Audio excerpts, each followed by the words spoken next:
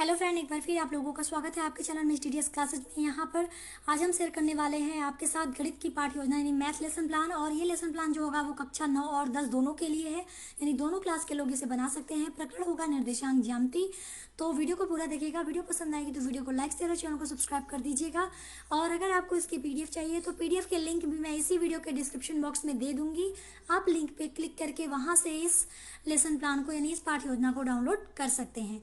तो चलिए फिलहाल स्टार्ट करते हैं अपनी ये लेसन प्लान।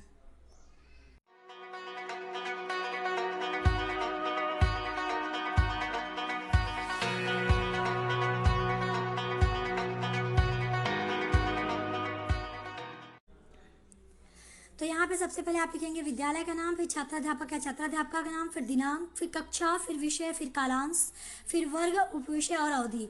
तो कक्षा 9-10 है, विषय गणित है, वर्ग ए उपविषय रेखा गणित है और प्रकरण हमारा निर्देशांक ज्यामिति है। अवधि 40 मिनट की है। अब बात करते हैं समान उद्देश्य की। तो समान उद्देश्य हमने 4 रखे हैं। पहला है विद्यार्थी गणित विषय में रुचि ले सकेंगे। दूसरा, विद्यार्थियों की तार्किक व मानसिक क्षमता का विकास हो सकेगा। तीसरा है विद्यार्थी गणित के नियमों और तथ्यों से अवगत हो सकेंगे। चौथा है विद्यार्थी गणित विषय का उपयोग दैनिक जीवन में कर सकेंगे। अब बात करते हैं विशिष्ट उद्देश्य की। तो यहाँ पे विशिष्ट उद्देश्य हमने 4 रखे हैं। हमारा जो पहला विशिष्ट उद्देश्य है वो है ज्ञानात्मक, इसमें हम लिखेंगे कि विद्यार्थी निर्देशांक ज्यामिति के नियमों का ज्ञान प्राप्त कर सकेंगे। दूसरा है बोधात्मक, तो विद्यार्थी निर्देशांक ज्यामिति से संबंधित प्रश्नों को समझ पाएंगे। तीसरा है कौशलात्मक, तो विद्यार्थी निर्देशांक ज्यामिति से संबंधित प्रश्नों को हल करने का कौशल प्राप्त कर सकेंगे। अब आते हैं अपने चौथे विशिष्ट उद्देश्य की तरफ। तो हमारा चौथा विशिष्ट उद्देश्य है अनुप्रयोगात्मक, तो छात्र निर्देशांक ज्यामिति के नियमों का प्रयोग उच्च कक्षाओं तथा अपने व्यवहारिक जीवन में कर सकेंगे। सहायक सामग्री की बात कर लेते हैं। तो सहायक सामग्री में हम लिखेंगे चौक, डस्टर, लपेट, श्यामपट्ट, चार्ट इत्यादि। पूर्व विज्ञान में लिखेंगे कि विद्यार्थी रेखा गणित की अन्य ज्यामिति संरचना, रेखा संख्या, रेखा आदि से परिचित हैं। तो ये हमने पूर्व विज्ञान में लिख दिया। बात करते हैं पाठ प्रस्तावना प्रश्न की। उम्मीद करती हूँ यहाँ तक आपको अच्छे से समझ में आ गया होगा। तो चलिए पाठ प्रस्तावना प्रश्न में हम एक तरफ कॉलम बनाएंगे क्रम संख्या, फिर छात्राध्यापका क्रिया, फिर विद्यार्थी अनुक्रिया। कुछ प्रश्न छात्राध्यापका करेगी, विद्यार्थी उसका कुछ आंसर देंगे और इसी के माध्यम से हम अपना समस्यात्मक प्रश्न निकाल लेंगे। तो प्रश्न क्या क्या है। पहला प्रश्न है कि गणित में वह चिन्ह जिसकी ना कोई लंबाई, ना कोई चौड़ाई, ना कोई ऊंचाई होती है उसे क्या कहते हैं। बच्चे बताएंगे बिंदु कहते हैं। अगला क्वेश्चन, दो बिंदुओं से मिलाकर बनने वाली आकृति को क्या कहते हैं। बच्चे बताएंगे रेखा। तीसरा क्वेश्चन, 4 रेखाओं से घिरी बंद आकृति को क्या कहते हैं। बच्चे बताएंगे चतुर्भुज। चौथा क्वेश्चन, वह चतुर्भुज जिसकी चारों भुजाएं बराबर हो तथा प्रत्येक कोण 90 अंश का हो क्या कहते हैं। बच्चे बताएंगे वर्ग। और अगला है एक वर्ग ABCD में बिंदु O की स्थिति कैसे बताएंगे। बच्चे मौन रहेंगे और यही हमारा समस्यात्मक प्रश्न हो जाएगा। बात करते हैं उद्देश्य कथन की। तो बच्चों आज हम लोग निर्देशांक ज्यामिति का अध्ययन विस्तार पूर्वक करेंगे। और फिर पाठ प्रस्तुतिकरण देख लेते हैं। तो इसमें कॉलम बनाएंगे शिक्षण बिंदु, छात्राध्यापका क्रिया, विद्यार्थी अनुक्रिया और शिक्षण विधि होगा। श्यामपट्टकार हम आपको पाठ प्रस्तुतिकरण के बाद लास्ट में दिखा देंगे। फिलहाल देख लेते हैं अपना शिक्षण बिंदु क्या है। तो पहला शिक्षण बिंदु है निर्देशांक ज्यामिति।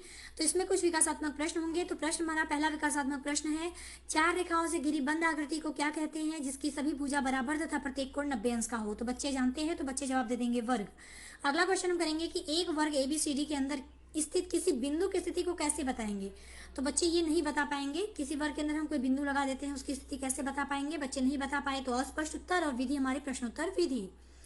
तो यहाँ पे छात्राध्यापका जब बच्चों को नहीं पता तो स्पष्टीकरण के माध्यम से चीजों को स्पष्ट करती है। तो स्पष्टीकरण में हम लिखेंगे निर्देशांक ज्यामिति गणित की वह शाखा है जिसमें समतल पर बिंदुओं की स्थिति को 2 संख्याओं के जोड़े से परिभाषित किया जाता है। जिन संख्याओं के जोड़े से उस बिंदु की स्थिति को परिभाषित किया जाता है वे 2 बिंदु निर्देशांक कहलाते हैं।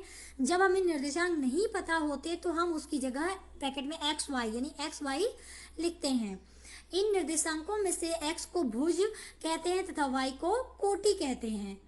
यहाँ तक आपने देख लिया। अभी आगे चीजें हैं, लेकिन विद्यार्थी अनुक्रिया में विद्यार्थी ध्यानपूर्वक सुनेंगे, देखेंगे, वो अपनी कॉपी में लिखेंगे। विधि हमारी व्याख्यान विधि और श्यामपट्ट विधि।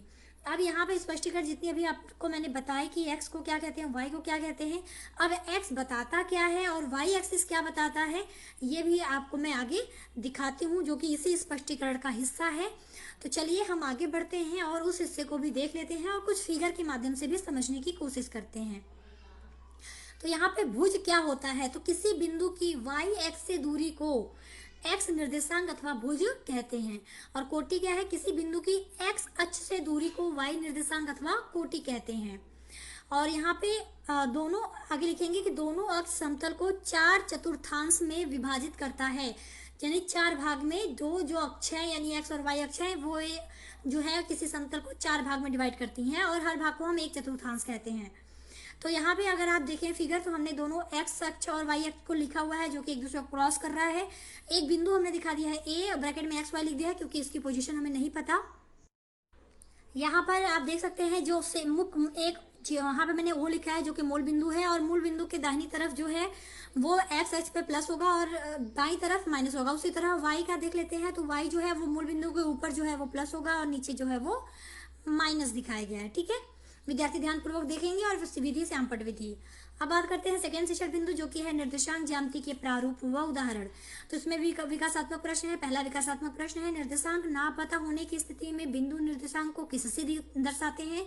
बच्चे बताएंगे एक्स वाई। फिर दूसरा है निर्देशांक 2 4 या -5 4 को ग्राफ पेपर पर किस तरह दर्शाएंगे। तो बच्चे इसका जवाब नहीं दे पाए तो अस्पष्ट उत्तर विधि हमारी प्रश्नोत्तर विधि। अब बात करते हैं स्पष्टीकरण की। तो निर्देशांक के प्रारूप हम लिखेंगे कि एक्स अक्ष पर स्थित किसी बिंदु के निर्देशांक एक्स 0 के रूप में होते हैं क्योंकि एक्स अक्ष पर वाई की वैल्यू 0 होती है इसलिए वाई की जगह पे हमने 0 लिखा। उसी तरह वाई अक्ष पर स्थित किसी बिंदु के निर्देशांक 0 वाई के रूप में होते हैं क्योंकि वाई अक्ष पर एक्स की वैल्यू 0 होती है। और फिर आगे लिखेंगे कि एक्स अक्ष के ऊपर के निर्देशांक धनात्मक तथा वाई अक्ष के नीचे के निर्देशांक ऋणात्मक माने जाते हैं। विद्यार्थियों क्रिया भी आप साथ में देखते चले। विद्यार्थी ध्यानपूर्वक सुनेंगे, देखेंगे, अपनी कॉपी में लिखेंगे। विधि हमारी व्याख्यान विधि है। यहाँ पे जो है अभी हमने जैसा कि स्पष्टीकरण में आपको बताया हुआ है कि एक्स अक्ष के जो ऊपर अभी हमने फिगर में भी आपको बताया कि एक्स अक्ष के ऊपर जब हम जाएंगे तो एक्स की जो वैल्यू है वो क्या है, पॉजिटिव है वाई और एक्स के रिप्रेजेंट के लिए। तो यहाँ पे एक चीजें उन्होंने बता दी हैं। और उसी प्रकार वाई अक्ष की अगर हम बात करें तो वाई अक्ष के दाहिने के निर्देशांक धनात्मक और बाएं के निर्देशांक ऋणात्मक होते हैं। तो अगर हम लाइन देखें, अगर बात करें अगर फिगर के नीचे फिगर में आप देख सकते हैं तो जो वाई अक्ष है अगर हम बात करें उसके दाहिने तरफ की तो दाहिने तरफ की जो वैल्यू होगी वो हमेशा धनात्मक होगी और बाएं तरफ के जो निर्देशांक होंगे वो ऋणात्मक होंगे। बात कर लेते हैं जो हमने उदाहरण ऊपर रखा था कि उदाहरण में निर्देशांक 2 4 और -5 4 का ग्राफीय निरूपण। तो 2 और 4, एक्स यहाँ पे 2 है, वाई हमारा 4 है, तो 2 4 हमेशा कहाँ आएगा जब हम फिगर बनाएंगे। अगर हम 1 2 अगर ग्राफ पेपर की तरह दर्शाएं तो हमारी ए की वैल्यू वहाँ आएगी। और उसी तरह बी अगर -5 और 4 में देखें तो ए हमारा एक्स हमारा -5 है और वाई हमारा 4 है, तो उसकी जो वैल्यू आएगी वो बी वाली जगह पे आएगी जो हमने ऑलरेडी इस आपको फिगर में दर्शाया है। विद्यार्थी क्रिया में विद्यार्थी ध्यानपूर्वक देखेंगे, अपनी कॉपी में लिखेंगे। उदाहरण विधि और श्यामपट्ट विधि हमारे शिक्षण की विधियां हो जाएंगी। आप इसे खुद ब खुद समझ सकते हैं, बहुत टफ नहीं है। बाकी बात कर लेते हैं तीसरा हमारा दूरी सूत्र यानी तीसरा शिक्षण बिंदु। तो इसमें भी विकासात्मक प्रश्न है। पहला विकासात्मक प्रश्न है कि किसी तल में स्थित किसी बिंदु की स्थिति को किसके द्वारा बताया जा सकता है। तो बच्चे बताएंगे निर्देशांकों के द्वारा। दूसरा है कि अगर किसी तल में 2 बिंदु हो तो उनके बीच की दूरी कैसे ज्ञात किया जा सकता है। बच्चों को ये नहीं पता तो अस्पष्ट उत्तर या फिर मौन भी आप लिख सकते हैं। विधि हमारी प्रश्नोत्तर विधि यूज हुई। अब बात करते हैं स्पष्टीकरण की। तो यहाँ पे हम बताएंगे दूरी सूत्र के बारे में यानी डिस्टेंस फार्मूला के बारे में। तो इस फार्मूला का उपयोग किसी एक तल में स्थित 2 बिंदुओं के बीच की दूरी को ज्ञात करने में किया जाता है। यदि एक तल में 2 बिंदु एक्स पी जिसका ब्रैकेट में हमने निर्देशांक वैल्यू लिखी है x1 और y1 तथा एक बिंदु है हमारा Q जिसका निर्देशांक है x2 और y2 स्थित हो तो PQ के बीच की दूरी क्या होगी, इसके लिए एक सूत्र है। और वो सूत्र है हमारा कि दूरी PQ के बीच की दूरी जो है इक्वल टू होती है अंडर रूट यानी आपका ब्रैकेट में x2 माइनस x1 का square plus y2 minus y1 का होल स्क्वायर। ठीक है, यानी ये हमारी वैल्यू होती है। यानी आपको इस तरह से आप ये फार्मूला रख के दूरी को जो है वो डिफाइन कर सकते हैं, यानी बता सकते हैं, वैल्यू बता सकते हैं उसकी। अब विद्यार्थी अनुक्रिया में विद्यार्थी ध्यानपूर्वक सुनेंगे, देखेंगे, लिखेंगे। विधि आप लिख सकते हैं श्यामपट्ट विधि। अब बात हम यहाँ पे एक उदाहरण से कर लेते हैं। तो उदाहरण में हमने रखा है कि हमने 2 निर्देशांक रखे हैं, एक है 2 3 और एक है 4 1 के बीच की दूरी हमको पता करनी है। तो यहाँ पे लिखा है हमने कि इनके बीच की दूरी बताओ। तो हम इसको सॉल्व कर लेते हैं। x1 हमारा 2 है, x2 हमारा 4 है, उसी तरह y1 हमारा 3 है, y2 हमारा 1 है। हमने फार्मूले में वैल्यू रखी और हमारी वैल्यू जो आई वो आई 2√2, अतः दो बिंदुओं के बीच की दूरी 2√2 होगी। विद्यार्थी ध्यानपूर्वक सुनेंगे, देखेंगे, लिखेंगे। विधि हमारी उदाहरण विधि और श्यामपट्ट विधि यूज होती है, तो हमने यहाँ पे विधि में इसको लिख दिया। तो आप भी इसी तरह से आप अपना कर सकते हैं। और ये हमारा जो था यहाँ तक वो पाठ प्रस्तुतिकरण समाप्त होता है। लेकिन अगर आप चाहते हैं कि लेसन प्लान आपको थोड़ा सा और बड़ा करना है या फिर और आपको एग्जाम्पल देने हैं, तो आप यहाँ पे एक दो एग्जाम्पल और रख सकते हैं, वो आपके हाथ में है। अब बात कर लेते हैं हम श्यामपट्ट कार्य की। तो श्यामपट्ट कार्य पे देख लीजिए आप, इस तरह से आपको एक ब्लैक चार्ट पेपर पे जो है वो श्यामपट्ट कार्य अपना करना है। हमने यहाँ ये व्हाइट पेपर पे ही दर्शाया हुआ है, लेकिन आप अपना कर लीजिएगा एक ब्लैक चार्ट पेपर पे, ताकि ब्लैक बोर्ड वाला फील है। बाकी जो चीज़ें इंपॉर्टेंट थी वो हमने लिख दिया। फिगर के माध्यम से चारों चतुर्थांश बता दिए, कहाँ पॉजिटिव कहाँ निगेटिव होगा, एक्स कहाँ पॉजिटिव कहाँ निगेटिव होगा, किस चतुर्थांश में, उसी तरह वाई किस चतुर्थांश में प्लस और माइनस होगा। फिर हमने जो उदाहरण रखा था निर्देशांक का निरूपण, हमने वो दर्शा दिया और हमने दूरी सूत्र को भी दर्शा दिया। आप चाहें तो उदाहरण को भी इसी ब्लैक बोर्ड पे दर्शा सकते हैं। फिर यहाँ पे उम्मीद करती हूँ कि आपको कोई प्रॉब्लम नहीं आएगी ब्लैक बोर्ड कार्य में। चलिए आगे बढ़ लेते हैं बोधात्मक प्रश्न की तरफ। तो यहाँ पे पहले 3 प्रश्न रखे हैं मैंने। पहला है निर्देशांक ज्यामिति से क्या तात्पर्य है, दूसरा है भुज और कोटि क्या होती है, तीसरा है -4 -2 निर्देशांक को ग्राफ पेपर पर कैसे दर्शाएं। पुनरावृत्ति प्रश्न हमारे यहाँ पे 2 हमने रखे हैं, जो कि पहला है 2 और -5 निर्देशांक को ग्राफ पेपर पर दर्शाइए। दूसरा है हमारा y अक्ष पर स्थित किसी बिंदु के निर्देशांक किस रूप में होते हैं। तो आप इस तरह से अपना जो है वो प्रश्न लिख सकते हैं, बोधात्मक प्रश्न और पुनरावृत्ति प्रश्न के। आप चाहें तो क्वेश्चन को बदल सकते हैं, क्योंकि इसमें ऐसा कोई नहीं है फिक्स कि आपको यही प्रश्न रखने अनिवार्य हैं। आप यहाँ पे क्वेश्चन के पैटर्न भी बदल सकते हैं, क्वेश्चन की जो भी हमने क्वेश्चन में वैल्यू रखी है वो भी आप चेंज चाहे तो कर सकते हैं। अब बात कर लेते हैं निरीक्षण कार्य की। तो निरीक्षण कार्य में लिखेंगे कि बच्चे जब श्यामपट्ट कार्य कर रहे होंगे तब छात्राध्यापिका उनके कार्यों का निरीक्षण पूरी कक्षा में घूमकर करेगी। और गृह कार्य में हमने 2 प्रश्न रखे हैं। पहला है निर्देशांक ज्यामिति के दूरी सूत्र के उपयोग से बिंदु P यानी जिसका निर्देशांक है -2 और 9 तथा Q जिसका निर्देशांक है 2 0 के बीच की दूरी ज्ञात करो।